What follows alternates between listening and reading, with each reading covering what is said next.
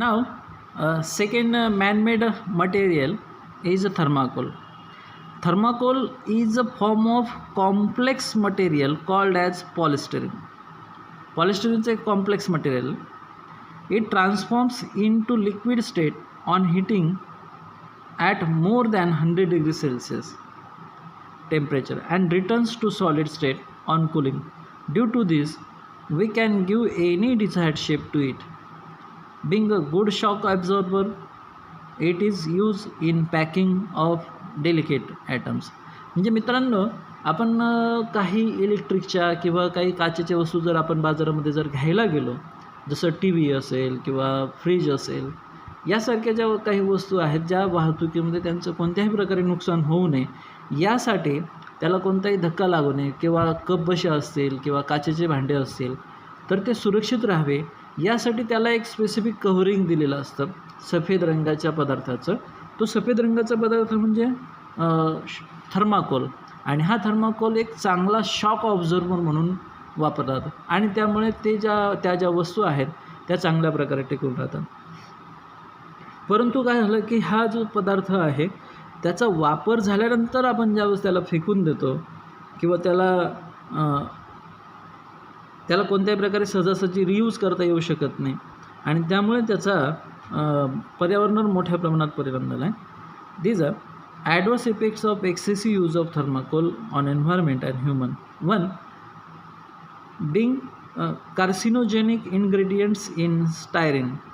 The person in contact with thermocol for a long duration may have possibility of blood cancer like leukemia and lymphoma. म्हणजे मित्रांनो की कॅन्सरसारखा जो आजार आहे ना, तर कॅन्सरसारखा आजार म्हणजे नेमकं काय ते कारण आपल्याला समजून घेणं गरजेचं आहे. कॅन्सर म्हणजे पेशींची निर्मिती होत असते, म्हणजे आपल्या शरीरामध्ये पेशींची निर्मिती सतत होत असते, परंतु ती मर्यादित स्वरूपात. ज्यावेळी ही पेशींची निर्मिती अमर्यादित स्वरूपात होते, त्यावर कोणत्याही प्रकारचं नियंत्रण राहू शकत नाही, त्या आजाराला कॅन्सरचा विकार म्हणून ओळखला जातो. आणि एखादा व्यक्ती जर थर्माकोल्समध्ये असणारे कार्सिनोजेनिक इन्ग्रेडियंट्स स्टायरिनसारख्या सबस्टन्सच्या सतत कॉन्टॅक्टमध्ये राहिला तर हा पदार्थ शरीरात जाऊन तो व्यक्ती ब्लड कॅन्सरच्या आजाराला बळी पडू शकतो. Second, non biodegradable. It takes long duration for natural degradation of a thermocol. Hence, many people opt for destroying it by burning. However, it is still more hazardous method as it releases poisonous gases in atmosphere. A mass gathering plates, cups used to offer the food, water, tea are made up of thermocol. It affects the health. If the food kept in thermocol is reheated, styrene may dissolve in that food. Due to this, there is possibility of health problem. आज वेगवेगळे जे लग्न समारंभ किंवा वाढदिवसाचे कार्यक्रम वगैरे जे केले जातात त्यावेळी जर प्लेट्स वगैरे आणि पाणी आणि चहा देण्यासाठी ह्या थर्माकोलपासून बनवलेली जी वस्तू आहेत त्यांचा वापर केला जातो. परंतु याच्यामुळे काय होतं की गरम पदार्थ त्या भांड्यामध्ये पडल्यानंतर त्यातलं जे स्टायरिन जे आहे ते स्टायरिन त्या पदार्थामध्ये विरघळण्याची मोठी शक्यता असते आणि त्यामुळे पुढे त्या व्यक्तीला आपल्याला वेगवेगळ्या हेल्थ प्रॉब्लेमला सामोरं जावं लागतं आहे. Person staying in contact with thermocol for long term may develop the problems of eyes, respiratory system, skin, digestive system, etc. Pregnant women may face the miscarriage. Liquid styrene may cause skin burns. Hello friends, ज्याप्रमाणे plastic आणि thermocol ही man-made material आहेत, त्यांच्या properties आणि त्यांचा एन्व्हायरमेंटवर होणारा परिणाम आपण अभ्यासला. Like that, we have to study about the glass material. Glass is a non-crystalline, hard but brittle solid material. Non-crystalline म्हणजे जसं साखरेचा एखादा कण आपण पाहतो ना मित्रांनो की त्याला एक स्पेसिफिक शेप असतो, साखरेच्या प्रत्येक कणाला एक विशिष्ट आकार असतो, तसं ग्लासच्या बाबतीत नाही. तो नॉन क्रिस्टलाइन, त्याला त्याच्या कण अशी विशिष्ट पद्धतीने रचलेले नसतात that is non as a non crystalline substance. तो हार्ड आहे, कठीण आहे, पण ब्रिटल म्हणजे ठिसूळ. वरून आपण काच जर पडली तर ती तुटते, ठिसूळ असल्यामुळे ती तुटते, परंतु ती कठीण असते. So glass is the non crystalline hard but brittle solid material form from mixture of silica and silicate. म्हणजे वाळू, खडक, दगड जो आहे त्या दगडापासून काच बनलेली. त्याचं प्रोडक्शन आपण समजून घेऊया. प्रोडक्शन ऑफ ग्लास कसं बनवता आलं. For glass production mixture of sand, soda, lime and small quantity of magnesium oxide is heated in furnace.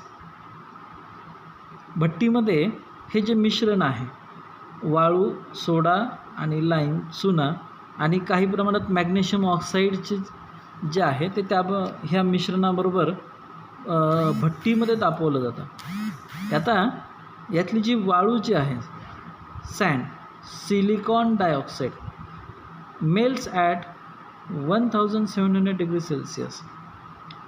जवळजवळ 1700 अंश सेल्सिअस तापमानाला ही वाळू वितळते.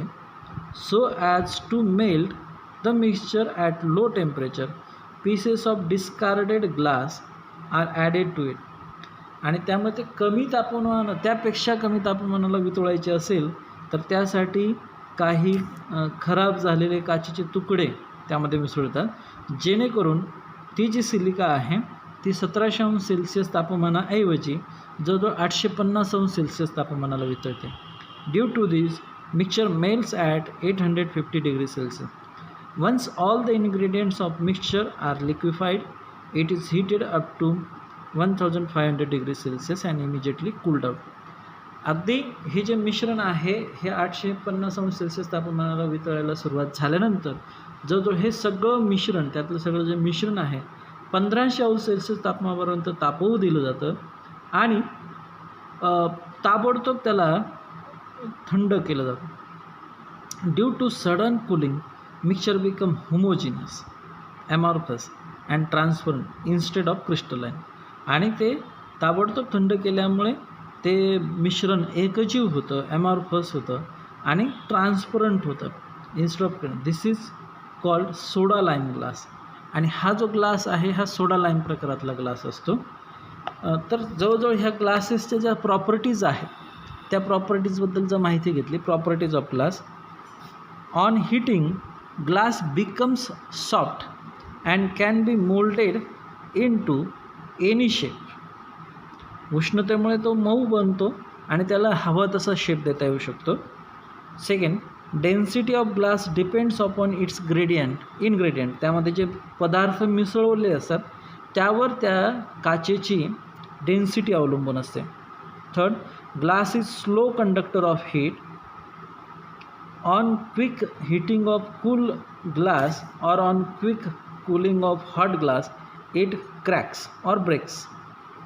Fourth, being bad conductor of electricity, glass is used as insulator in electric appliances.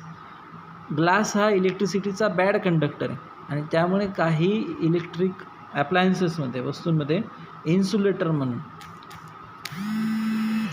म्हणून त्याचा वापर केला जात असतो. Being transparent, most of light passes through the glass. However, if there are oxides of either chromium, vanadium or iron in the glass, large amount of light is absorbed in glass. Glass तसा transparent असतो, परंतु काही प्रमाणात जर आपण oxides, chromium किंवा वॅन्डियम किंवा आयर्नचे जे ऑक्साईड्स त्यामध्ये मिसळले तर बऱ्याच प्रमाणात हे जे बाहेरून येणारं जे लाईट आहे त्यामध्ये ॲब्सॉर्ब होऊ शकतं.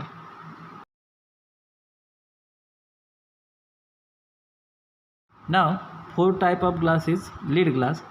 Lead glass is produced by melting the mixture of sand, soda, limestone and lead oxide. Being very clear and transparent, it is used in manufacturing of light bulbs and tubes, etc. Fifth one, optical glass. Optical glass is produced from mixture of sand, soda, limestone, barium oxide and boron. This type of pure glass is useful in production of spectacles, lenses, microscopic lenses, etc. Sixth one, colored glass. Soda lime glass is colorless so as to impart a desired color. Oxide or specific metal is mixed during manufacturing process. Example, ferrous oxide is mixed to get bluish green glass and copper oxide to get red glass. Seventh one, the process glass. So as to improve the quality and utility, some processing is performed on glass, and various types of like reinforced glass, plain glass, fiberglass, faint glass, translucent glass, etc. are produced. ग्लासच्या एवढ्या variety असल्या, एवढे उपयोग होत असले, जसं plastic आणि थर्माकोलचा एन्व्हायरमेंटवर परिणाम होत असतो त्याप्रमाणेच ग्लासचा सुद्धा, ग्लास जर एन्व्हायरमेंटमध्ये पडून राहू दिलं तर नॉन डिग्रेडेबल, त्याचं कोणत्याही प्रकारे डिकम्पोजिशन होत नाही आणि त्यामुळे ते पडून राहिल्यामुळे तिथली काही इकोसिस्टम आहे किंवा पाण्यातले जे जीव आहेत त्यावर त्यांचा परिणाम होत असतो. While glass production mixture needs to heat up to 1500 degrees Celsius. During this, greenhouse gases like sulfur dioxide, nitrogen dioxide, carbon dioxide are released through burning of fuel. As glass is non-degradable, if pieces of waste glass material flow into water body, it may affect the ecosystem. Similarly, drainage may be blocked due to these pieces.